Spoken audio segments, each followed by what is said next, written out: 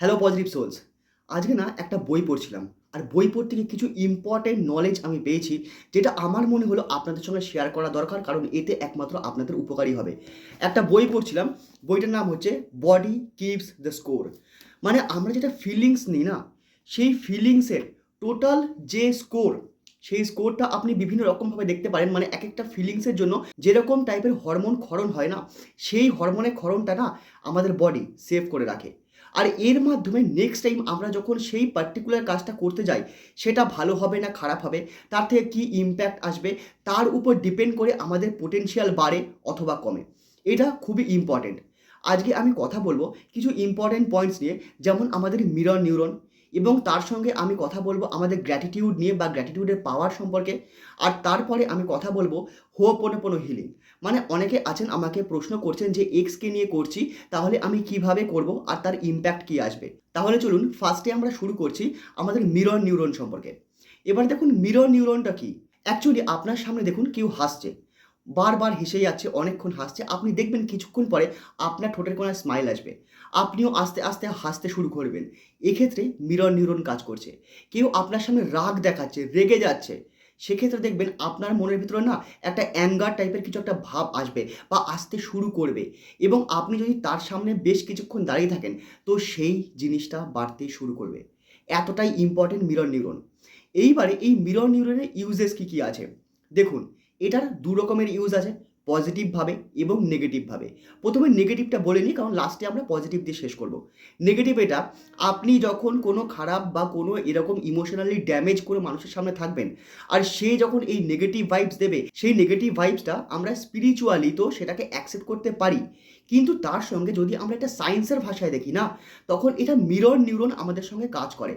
মানে mirror neuron কী করে, বলছে তোর সামনে আশেপাশে মানুষজন যখন রেগে রয়েছে, তখন তোকেও রাখতে হবে। মানে আপনার মধ্যে না সেই ফিলিংসটা আস্তে আস্তে আনতে শুরু করবে।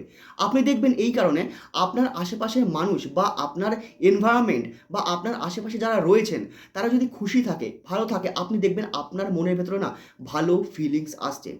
সিমিলারলি আপনার আশেপাশে যদি মানুষ খারাপ থাকে না, বা তারা যদি নেগেটিভ কথা বলে, গসিপিং করে, কমপ্লেনিং করে, আপনি দেখবেন আপনার মধ্যে আস্তে আস্তে অসন্তোষ আসতে শুরু করছে। এটা কিন্তু মিরর নিউরন কাজ করে।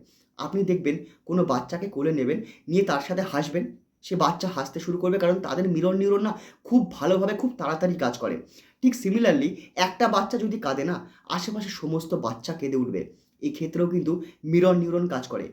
তো আমরা এটাকে কিভাবে ইউজ করতে পারি কনস্ট্রাকটিভলি, মানে আমাদের লাইফে যাতে এর থেকে ভালো হয়। আপনি সবসময় মনে রাখবেন যে আপনার আশেপাশে যারা রয়েছে, তারা যেন পজিটিভ মানুষ থাকে, তারা যেন নেগেটিভ না হয়। যদি আপনার মনে হয় যে আশেপাশের যে মানুষরা রয়েছেন তারা নেগেটিভ, তারা গসিপিং করছে, তারা কমপ্লেনিং করছে, সেই মুহূর্তে সেই জায়গা ছাড়ুন। কারণ মিরর নিউরন আপনার সবসময় কাজ করছে, ইভেন সবার কাজ করছে। আর মিরর নিউরন যখন কাজ করছে, আপনাকেও টেনে সেই নেগেটিভ লুপের মধ্যে নিয়ে যাচ্ছে। আর তার ফলে কি হচ্ছে, আপনারই কিন্তু প্রবলেমটা হচ্ছে। তো মিরর নিউরনের ইম্পর্টেন্স এতটা।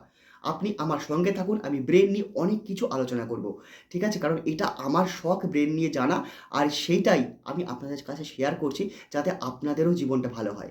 তো এইবারে আমি আসবো গ্র্যাটিটিউড নিয়ে। গ্র্যাটিটিউডের নিউরোলজিক্যাল ইম্প্যাক্টও হিউজ। তবে গ্র্যাটিটিউডের ওয়ার্ডকে না আমি একটু অন্যভাবে বলি। গ্র্যাটিটিউডকে অ্যাকচুয়ালি আমি বলি গ্রো অ্যাটিটিউড।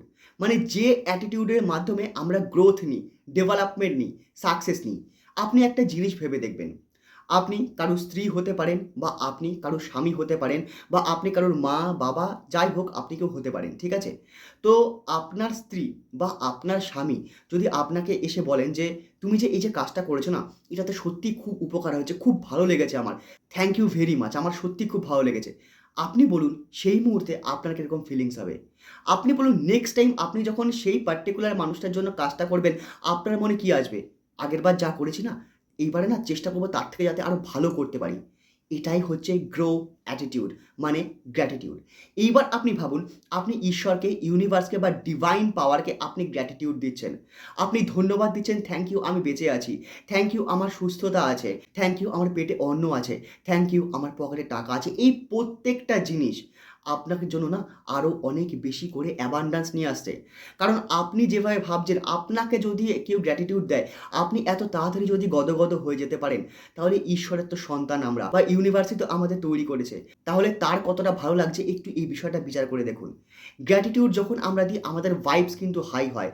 মানে আমাদের যে মনটা না, সেই মনটা ল্যাক থেকে অ্যাবান্ডান্সে শিফট হয়, যে আমাদের কাছে এই জিনিসগুলো আছে। আর যখন আমরা বুঝি আমাদের কাছে এত রকম জিনিস আছে, সঙ্গে সঙ্গে আমাদের ভাইব্রেশন পজিটিভ হয়। আর আপনি জানেন, যখন আপনার ভাইবস পজিটিভ হবে, আপনার অ্যাট্রাকশন পাওয়ারও অনেক গুণে বেশি বেড়ে যাবে। তো আমার কথা এটাই, যে গ্র্যাটিটিউডকে আপনার জীবনের অঙ্গ করুন, আর রাত্রিরে ঘুমানোর আগে 5টা গ্র্যাটিটিউড লিখুন। নিজের হাতে লিখুন, পেপার পেনে লিখুন। কারণ যখন আমরা পেপার পেন ইউজ করি না, তখন সেটাও না একটা ফর্ম অফ মেডিটেশন। আমাদের পঞ্চ ইন্দ্রিয় কাজ করে, আমাদের 5 সেন্সেস কাজ করে, আর তার ফলে না সেই ইনফরমেশনটা ডাইরেক্টলি আমাদের সাবকনসিয়াস মাইন্ডে ঢুকতে পারে। আর তার ফলে আমরা ল্যাক থেকে অ্যাবান্ডান্সে শিফট করি। এইবারে শুনুন, হোপোনোপোনো এক্সের জন্য কিভাবে করব, এটা অনেকেই প্রশ্ন করেন। একটা জিনিস বুঝুন, প্রথমত, যদি আপনার এক্স আপনাকে ছেড়ে চলে যায়, বা আপনার সঙ্গে খারাপ ব্যবহার করে, বা আপনার সঙ্গে এমন কোনো ডিসরেসপেক্টফুল ব্যবহার করে, যার ফলে আপনার যদি নিজেকে অসম্মানিত বা ছোট বলে মনে হয়, আমার মতে সেখানে যাওয়া উচিত নয়। তারপরেও যদি আপনি চান যে আপনি সেখানে যেতে চান, তাহলে সে যখন আপনার সঙ্গে খারাপ ব্যবহারগুলো করেছে, তার ফলে আপনার কতটা খারাপ লেগেছে, আপনার কতটা রাগ হয়েছে, আপনার কতটা কষ্ট হয়েছে, আপনার কীরকম ফিলিংস হয়েছে, সেই ফিলিংসটা মনে করুন, করে ওর কথাটা একবার ভাবুন, বা ওর মুখটা একবার ভাবুন। এইবারে আপনি চ্যান্টিং শুরু করুন বুকে হাত রেখে, I am sorry, please forgive me, thank you, I love you. আমি এখানে মেনশন করে দিই, আপনি যে এই 4টে ফ্রেজেস বলছেন না, এটা ওর জন্য বলছেন, কিন্তু ওকে আপনি বলছেন না। I am sorry, please forgive me, thank you, I love you, এই 4টে ওয়ার্ড আপনি বলছেন ডিভাইনকে, অথবা ইনফিনাইট ইন্টেলিজেন্সকে, অথবা ঈশ্বরকে, অথবা ইউনিভার্সকে। আপনি ওকে হিল করার জন্য, বা ওর সঙ্গে আপনার এনার্জিকে, আপনার নিজের এনার্জিকে হিল করার জন্য আপনি ডিভাইনকে বলছেন, উদ্দেশ্যটা ওকে করে। আপনি কিন্তু আই অ্যাম সরি ওকে বলছেন না, প্লিজ ফরগিভ মি ওকে বলছেন না, থ্যাংক ইউ ওকে বলছেন না, আই লাভ ইউ ওকে বলছেন না। আপনি বলছেন ডিভাইনকে, ঈশ্বরকে। আর মানুষ এখানেই ভুল করে, যে আমার তাকে বলতে হবে, কিন্তু সে আমার সাথে খারাপ করেছে, আমি কেন তাকে বলবো। একদমই না, আপনি ডিভাইনকে বলছেন। আর এটা করার সময় মনে রাখবেন, আপনি আপনার এনার্জি হিল করছেন। বারবার এটা বলবেন না যে কতদিন করতে হবে, কতক্ষণ করতে হবে, মিনিমাম 10 মিনিট করতে হবে। এইবারে আপনি করে যান না, দিনে কতবার বসতে পারবেন আপনি? কতবার আপনি 10 মিনিট করে বার করতে পারবেন? আপনি করুন, আপনি করে যান। আপনি কেন বারবার বলছেন 20 দিন করলে হয়ে যাবে, 21 দিন করলে হয়ে যাবে, 1 মাস করলে হয়ে যাবে? আরে বাবা, আপনি ডিভোশনের সঙ্গে করুন। এনার্জি সবসময় চেঞ্জ হয়, আর এনার্জি কখনো মিথ্যা কথা বলে না।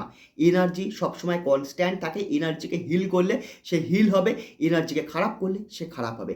এটা আমাদের উপর ডিপেন্ড করছে, আমরা আমাদের এনার্জিকে কীভাবে ইউজ করব। তো আপনি শুধু করে যান, আপনি দেখুন জিনিস বদলাবে।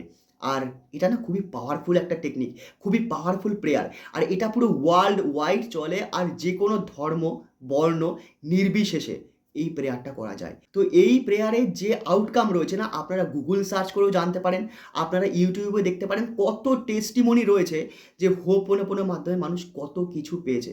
তো আমি আপনাকে রেকমেন্ড করব, আপনার প্রবলেমের জন্য এটা আপনি এভাবে করতে পারেন। থ্যাংক ইউ বন্ধুরা, ভিডিওটা শেষ অবধি দেখার জন্য। দেখা হচ্ছে আবার পরের ভিডিওতে। তত অবধি, think positive, do positive, you will definitely receive positive.